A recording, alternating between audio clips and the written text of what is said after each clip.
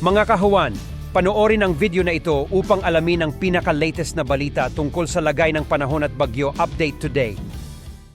At sa ating latest satellite images naman, makikita natin ang patuloy na epekto ng southwest monsoon o habagat, partikular na sa malaking bahagi ng ating bansa. Inaasahan pa rin natin ngayong araw malaking tsansa ng maulap na kalangitan na may mga pag-ulan sa malaking bahagi ng Kabisayaan at ng Mindanao at gayon din sa may bahagi ng Mimaropa. Makikita po natin dito naman sa may area ng Luzon, no, walang masyadong kaulapan na makikita po. No? So generally fair weather sa malaking bahagi ng Luzon, yung Northern Luzon, Central Luzon kasama yung Metro Manila at lalabing bahagi ng Southern Luzon. Samantala, makikita din natin na meron pong bagyo sa labas ng Philippine Area of Responsibility. Mahigit almost 2,000 kilometers po ito east-northeast na extreme Northern Luzon. Hindi naman ito inasang papasok ng Philippine Area of Responsibility at papalayo na to sa ating bansa.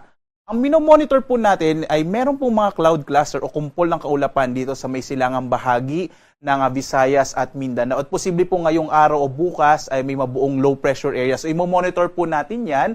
Inasahan nga natin kung mabuo man yung low pressure area, may potential din to na maging bagyo sa mga susunod na araw. At magdadala ng pag-ulan kasama yung habagat, yung epekto ng habagat sa malaking bahagi ng Luzon, ng Visayas at gayon din dito sa ilang bahagi ng Mindanao. Ito po yung ating inaasahan naman na magiging lagay ng panahon sa susunod na 4 na araw. Makikita po natin bukas nga, posibleng may mabuong low pressure area either tonight or today or tomorrow. At patuloy nating aasahan ng mga pag-ulan sa malaking bahagi po ng Visayas at Mindanao at gayon din sa may area ng western section ng Southern Luzon. Pagdating ng Thursday at Friday, towards the end of the week po hanggang Sabado, malaki yung chance na magiging maulan, partikular na nga dito sa Luzon at sa Visayas at ilang bahagi ng Mindanao dahil nga sa posibleng panagsamang epekto ng southwest monsoon at yung potential na low pressure area. So mga kababayan, posible po towards the end of the week pa ay magiging maulan po sa malaking bahagi ng ating bansa.